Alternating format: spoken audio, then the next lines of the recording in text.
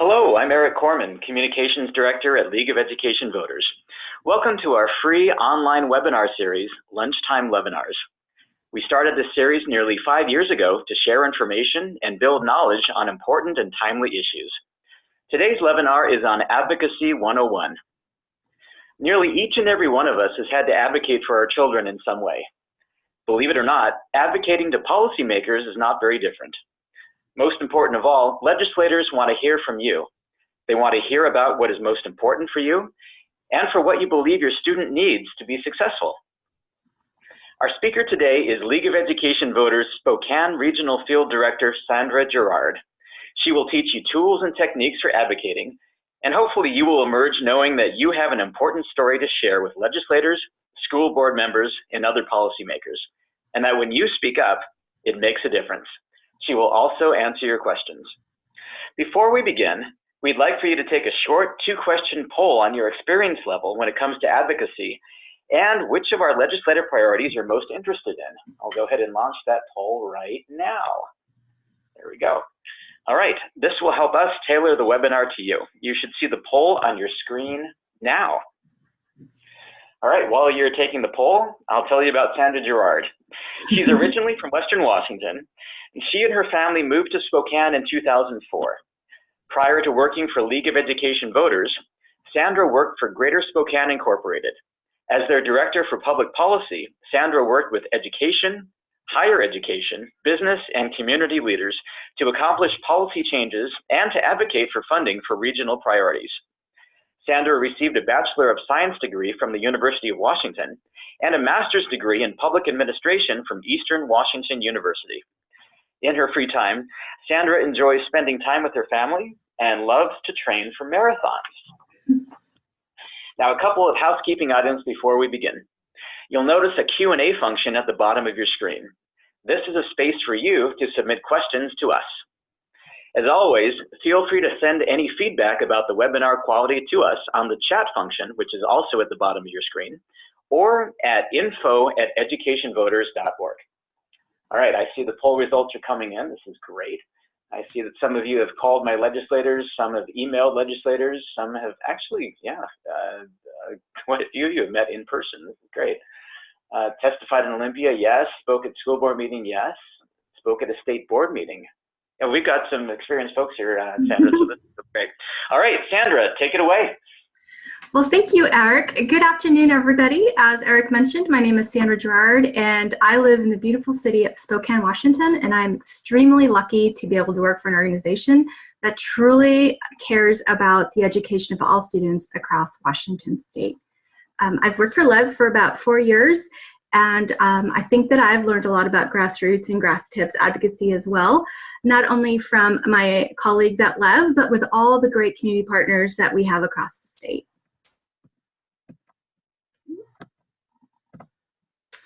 Just a second, it's not lit. Okay, so at LEV, we speak on behalf of all students.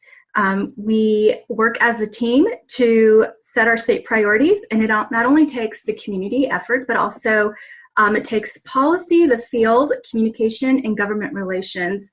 So what we do, we really strive every year to work across the state. What are those region-specific issues that each region is encountering? And what we do in the field, I work in Spokane. I have a colleague who works, Ravine Jimenez, who works in the Tri-Cities, the Yakima area, and Walla Walla. And then we also have our Puget Sound staff that also really reach out to communities of color and all groups across the state to really figure out what are those priorities that we need to advocate for. I'll just kind of briefly go into some of the issues that we're working on this year. We're working on behalf of early education. Our amazing analyst, policy analyst, Angela Parker, works with different early childhood organizations across the state to figure out what are some of those things we need to be working on. And a big one for us this year will be to increase subsidy rates across the state. We also work in education finance. And what we do is we reach out to superintendents, teachers, students, parents, everyone we can think of, all stakeholders, to figure out what can we do across the state, or what are some of the policies related to funding that we could change that will really help increase student supports. School climate, that has been a really big one for LEV. A few years ago, we helped draft HB 1541, which really did help change the way different policies on school discipline. We're continuing to work on that across the state as well. And for this, we also partner with other organizations to really help students and families understand their rights when it comes to school discipline. And then we also work with teachers. What are some of those supports that you wish you had to better help you with your job in the K-12 system? And then post-secondary completion. How do we work with school administrators, students, and parents to work on how to best ensure every student is career and college ready? So a few pieces of those also include which school districts have access to college in the classroom, which ones have access to Running Start. We want to make sure that all students in our K-12 system, that once they graduate from high school, that they are college and career ready. Because we contribute so much to their education, we want to make sure that they continue to thrive in our state and really continue to be the next leaders of our state as well. So we're always focused on that. And then post-secondary access, a few of those pieces also involve the dual credit pieces as well. Special education. This is a very big undertaking that we're doing this year at League of Education Voters with other great partners such as the Arik of King County, Washington Charter Association, the Rural Alliance. Anyway, so we're meeting as a group to really figure out how do we best put forward a policy that may change the way special education is funded in our state. And then what are those other things we can do in the long term? So how do we have more inclusive models in our K-12 system? Those are some of the pieces that we're working on. And expanded learning opportunities. We all know that there's life after school and in the summer. So we want to make sure that students have the possible tutoring that they might be able to gain access to, as well as summer programs, so that there isn't that time in the summer where they forget what they've learned and continue to build on the education that they were offered through the fall and through the spring. So as I mentioned before, we would not be able to do the work we do if we did not work across the state. We say that we're community-based research, and what does that mean? That means that we spend countless hours, time, and a great investment in really learning about the communities that we live in. It's really important. I live in my community, Ravine lives in her community, and also our Puget Sound staff live in their community. So we all really want to work on policies that help our areas.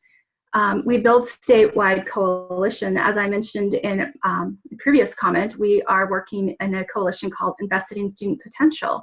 And that one right now, we're working to gain as many coalition members so that we can move forward special education policies that will help our schools across the state. And then we support others in their education efforts. We're all a part of other coalitions that really help their organization move the needle on education-related items. And as a group, you decide on what the ask will be. Every summer, we all get together and figure out what are the things that we talked about and we learned about across the state that will help us move our state legislative priorities forward. And the other piece I talked about, we wouldn't be able to do our work across the state if we didn't have relationships. Relationships are what really makes our organization great and what really moves any policy changes as well. One thing I would mention, I've worked in policy for quite a bit, and just know that relationships take time and effort, and that's why we have offices across the state. You know, I think this is important. I bump into many people at the grocery store or at coffee, and these things are amazing ways to kind of learn about what's happening. What was that meeting that you heard about that I didn't know about, that you just invited me to, that helps us move that conversation forward.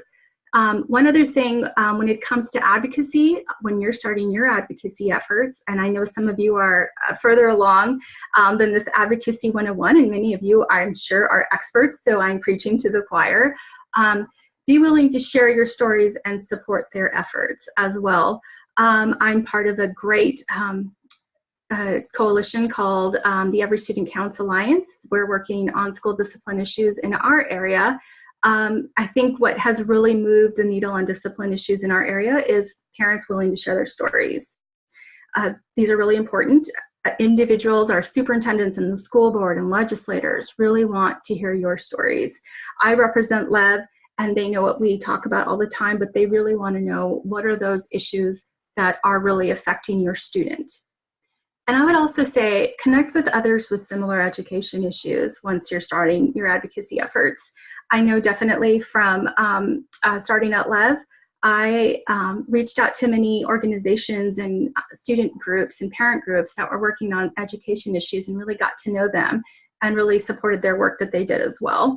And now I could say, like I mentioned, it does take some time. I think that we've formed great partnerships and have improved the impact that we're all having in our region because we're all working as a group. And also ask to be included in their work. I think sometimes as parents, I'm a parent as well, as parents we are kind of maybe thinking, well, what can I offer to this community group? What can I do? Always ask to be included in the work that other organizations are doing. I think this is a great way to build your network in your certain issue. And then it's also a great way to learn about what others are doing or other advice that they could give you. I know that a lot of the parents that I work with get together and they talk about, maybe I had an issue with an IEP or my student isn't able to access these services. There's always a parent who's gone through that or an organization who's gone through that issue that can kind of help guide you. And I think that's what is also really a great benefit. And then get to know their members. There's also parent groups, but there's also associations that work on a lot of the work that we do as well. And I think getting to know them personally is also a great benefit to have as well. And then unknown allies. Who is not at the table? When you're getting ready to advocate for a certain issue, a certain policy piece, look to see who's not at the table. I think sometimes we get siloed in our own issues and don't look and to see how others could help. I think I've seen this happen where it's been very beneficial in thinking about others who we should invite.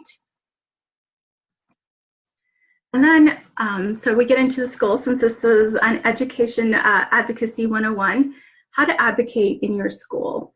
I think the best thing to do, and what I've heard from other organizations as well who offer tips to their parents, is to talk to the teacher first. I think sometimes a lot of misunderstandings happen. And so I think a lot of the problems can get alleviated at that level. And then there's obviously the school principal. If there's other issues, then the school principal can provide that type of meeting where all three individuals get together and talk about a plan.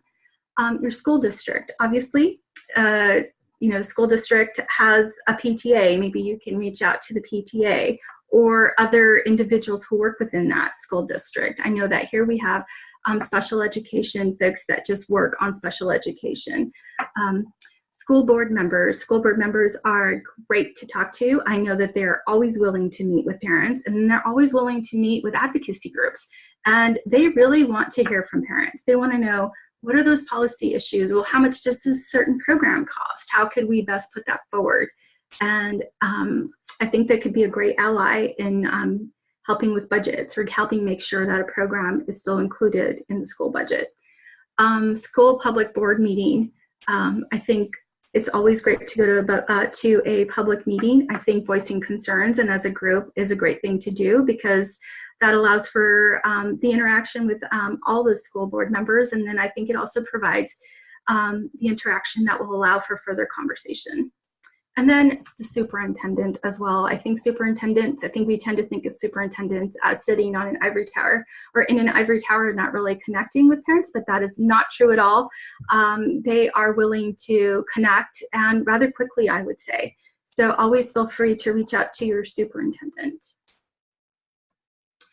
And then I think the most important thing in my advocacy, the things that I have advocated for, I always make sure that I go in with a script. What am I going to talk about? What are the few things that I'm going to make sure to mention?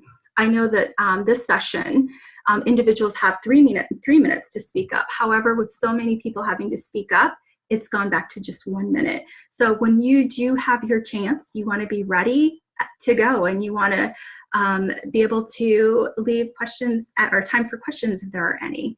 So I would definitely say that before you do go into a meeting, you voice your concern. What is your current concern? What is the problem that you're trying to solve with your proposal or the concern that you have?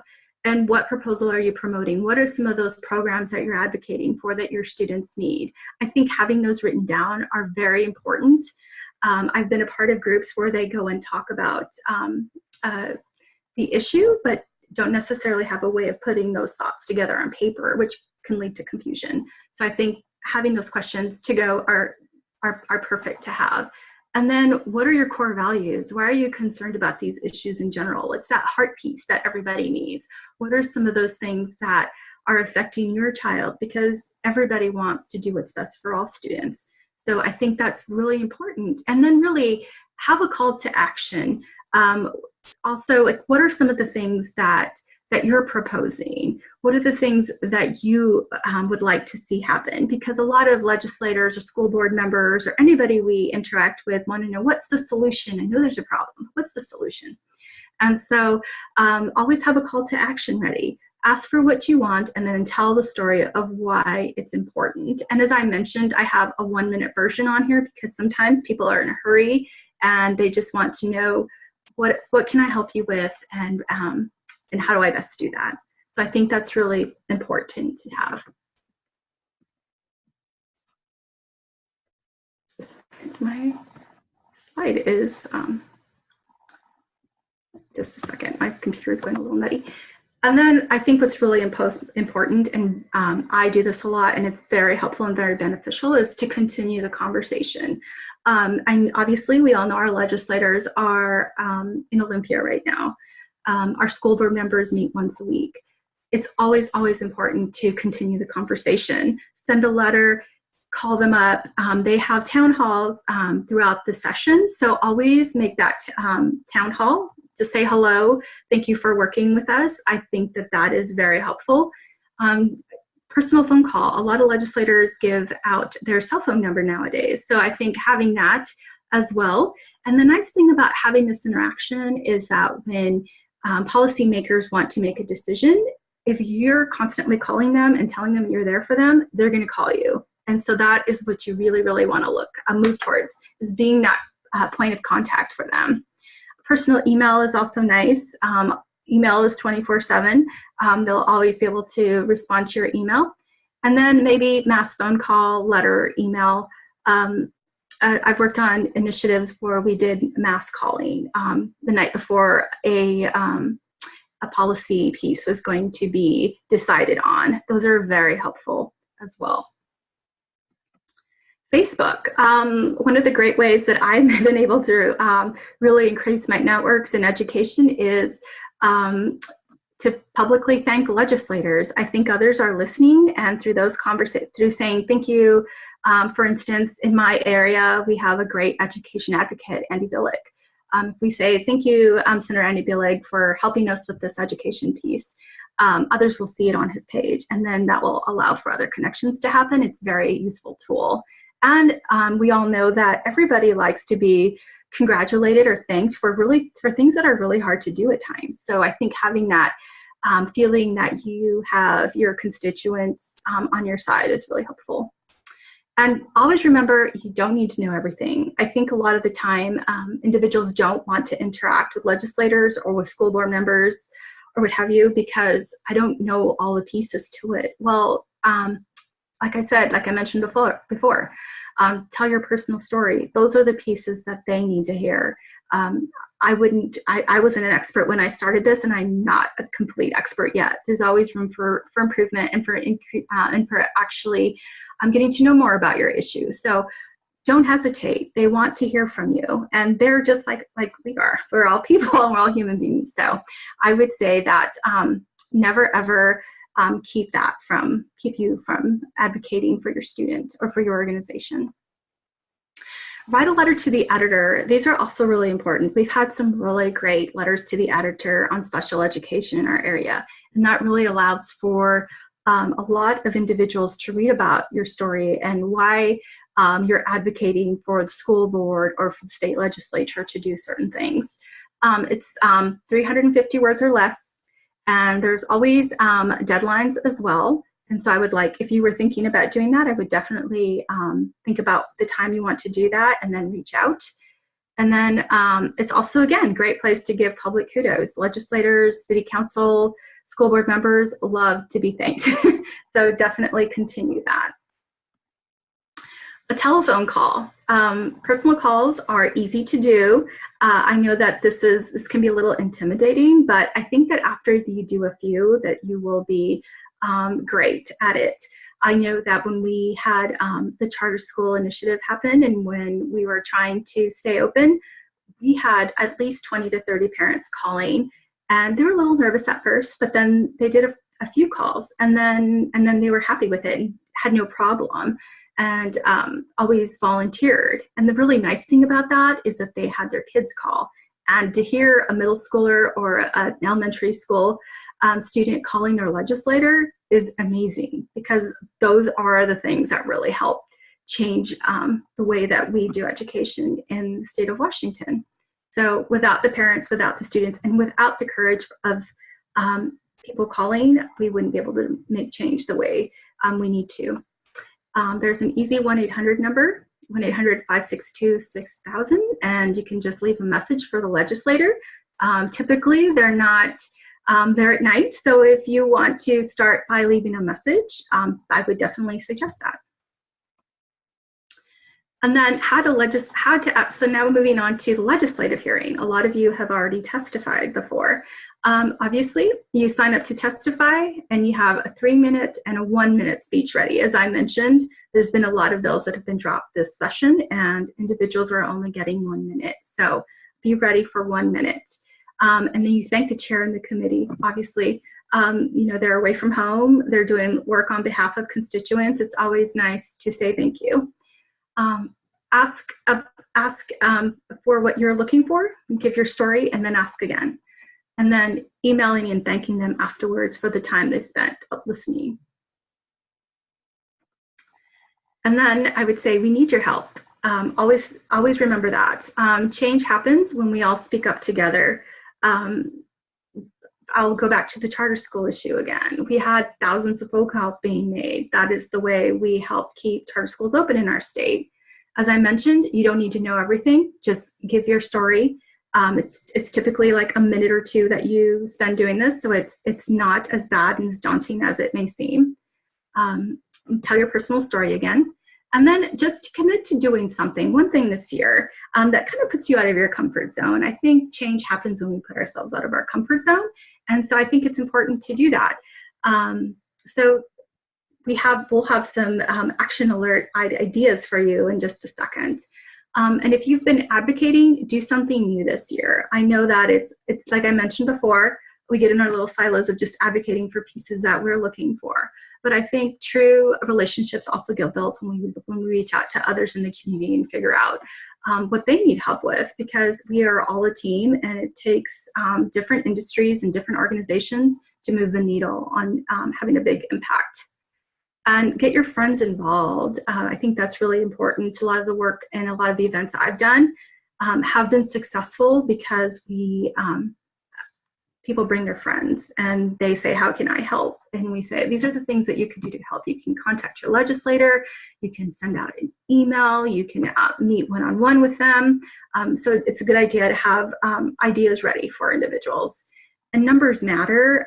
If it's a big policy piece, getting as many people to advocate for your issue is the biggest thing that you can do. As I mentioned, one of the things that we're working on is really changing the way special education is funded in our state. And we have an amazing coalition called Investing in Student Potential. And we would love to have as many people sign on. You can learn more about this coalition on studentpotential.org, and it's quick and easy. Join this movement. This could be that one thing that you do differently this year. Anyway, so that is that. And then please follow us on educationvoters.org. This is the one-stop place for everything education. All of our work is fact-based. We have great policy analysts that work really hard to put great recommendations and white papers together. Facebook, you can learn about the future LEVinars that we'll be having, and then Twitter as well. And do I have any questions now that I'm done with that? Oh, if you'd like to learn more about the League of Education Voters, go to educationvoters.org. I mentioned that. I sent everyone I know to the site, business, special school board members, everyone I know goes to our site. And we have an amazing legislative tracker as well. Great. Well, thank you very much, Sandra. I really appreciate that. It is now your turn. So we've got about 10 minutes for questions. If you are planning to ask a question, we've got a box on the bottom of your screen, the Q&A feature. No question is too basic. And I've got one for you right off the bat, Sandra, which is it more effective to speak at a hearing, or is it more effective to meet one-on-one with your legislator?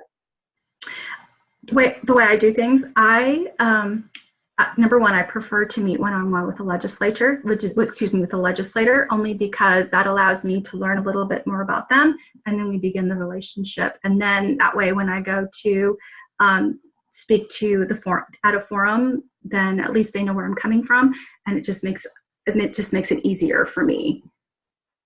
Great. Okay. So can you give an example of a 1-minute testimony? Because 1 minute doesn't seem very long. And if we're going to tell our personal story and ask again, what would that sound like? I would say, for instance, hello, my name is Sandra Jarrard. I work for the League of Education Voters. And one piece that we're really working on this year is special education. We believe that students should be given the education that they need and deserve. We're advocating support for HB, whatever number that may be. And then I would mention a story about a student that I know. And then I would I think what's also important to have is a piece of information that you can leave with the legislator. And that's pretty quick and easy. Okay, so really only leave about 30 seconds for a story, and then have maybe 15 seconds of ask at the beginning and 15 seconds of ask at the end? Yes. Okay, great. I've done that, and it has worked. Wonderful. All right, so here's another question. What is the best way to reach out to school board members? You mentioned that it was something that they look forward to, hearing from parents. But what's the best way? Should I email, or should I call them on the phone? I think for me, I always choose email. Like as I mentioned in the LEVinar, that email is 24/7. I think that sometimes in my area they're volunteers, so a lot of the time they do a lot of their email at night. So I prefer to do it that way rather than waiting for us to connect on the phone, because that's always, the phone tag piece is never fun. So I think through email it allows for me to connect with them. And then what I do is I say, these are the dates I have available. So I already mentioned a date. And then I always say, I can meet wherever you would like to meet, or something like that. But I always give dates and locations that could help further that conversation along a little faster. Okay. Here's another question. In testimony, legislators now seem to like YouTube video messages. Is that something you would recommend? I would, but I have tried that in my past experience, in my past life. I think having YouTube is okay, but I think that especially if you're testifying, or if you're at city council, remember you still have the 3 minutes, and there still has to be setup time. And I think that can take away from your presentation if it doesn't go the way you think it should go. I mean, sometimes there's technical problems, and the video doesn't play and the sound isn't playing. So I wouldn't do it. That's just me. That's personal. Okay, thank you. So when we come to testify, should we always come with a solution? Does it ever help to just air out our problems? One thing I have always been asked by legislators or city council or school board members is, we need a solution. We really need to know how to fix the problem. So what should I do? Because they're not experts in everything. I mean, think about it. In a day, a legislator probably hears someone from education, healthcare, local government. So they cannot be the expert in everything. And another, I also forgot to mention, meeting with their legislative aides is also just as important too. Getting to know them is important as well. They do a lot of meetings for their legislator, and they're able to provide notes to the legislator. So having a good relationship with legislative aides is always really important, and it's vital to have as well. Would you say that it's more important to have a good relationship with the aide than the legislator themselves? That's a tough one. That's a hard one for me. I would say that I always reach out to both. So when I email legislators, I always include their LA, because they always say, well, he's not available. And I would say, in my email, I would say, I know that he or she is very busy. So if you would like to meet, that is perfect as well. I always open the door to that. That's really important. All right, thank you. We have one more question, which is, how would I cold call a legislator? If I've never met my legislator, what should I say to them when I call them on the phone? I would just say, for instance, I'm in the 6th district, and if I had to call Andy Billig and I'd never called him before, I would just say, hello, my name is Sandra Jarrard, and he's actually the 3rd district, but I would say, if I lived in the 3rd district, I'd say I live in your district, and I'd like to share some concerns with you. And they're always willing to talk. I've always have found that to be true. And so they will either make an appointment to meet with you, so you have a more detailed conversation and a deeper conversation. But just starting that out is I would recommend to do. Great, thank you very much. Mm-hmm. How about sharing an action alert? We did a poll of which of our legislative priorities are of most interest to the people on the webinar. And I would say that the expanded learning opportunities action alert is right up there, and it's brand new as of today. Would you be able to show our attendees how to participate? Yes, let me find it just a second. The nice thing about Zoom is that it shows everything that is opened on your computer. Let's see. Oh, here we go. Let me know when you can see it, Arik. Yep, there it is. Okay, so I will fill this out.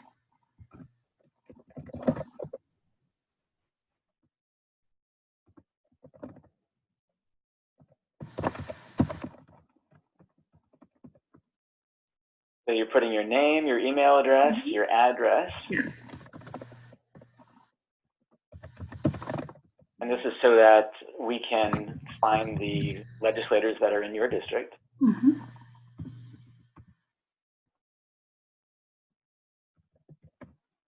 And I think don't forget to check the box, because we do send out great information. Then I hit the take action button.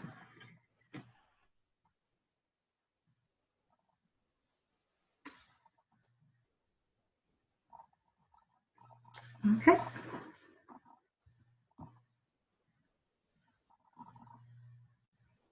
Okay, and then I believe it shows everybody that will be receiving the email. And then I hit send email. And it's that simple. Yep, and you can even edit those emails if you want to before you send. So if you like the text the way it is, feel free to do exactly what you did, Sandra, and hit send. Otherwise, you can customize them as you see fit. And if you have any other questions, always feel free to connect with me, Sandra at educationvoters.org. Oh, great. And I just had one comment come in, which I think is important to mention. One of our attendees says that testifying in a school district about a child, when you do that, please protect a child's privacy, especially in group meetings that are not about a child's individual education plan or their IEP. Great. I think that's great advice. Great. Well, thank you so much for attending. Our next webinar will take place on Tuesday, March 26th at 12:30 p.m. and will focus on special education. We'll hear from the Arik of King County and a representative from a rural district on which special education services are currently being provided and what is still needed. We'll be posting the information on our website soon, educationvoters.org.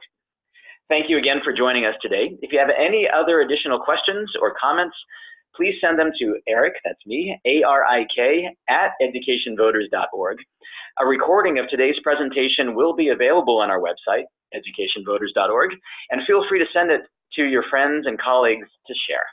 If you'd like to learn more about League of Education Voters or to support our work, please visit our website, educationvoters.org. Thank you again for attending, and I hope you will join us at future webinars.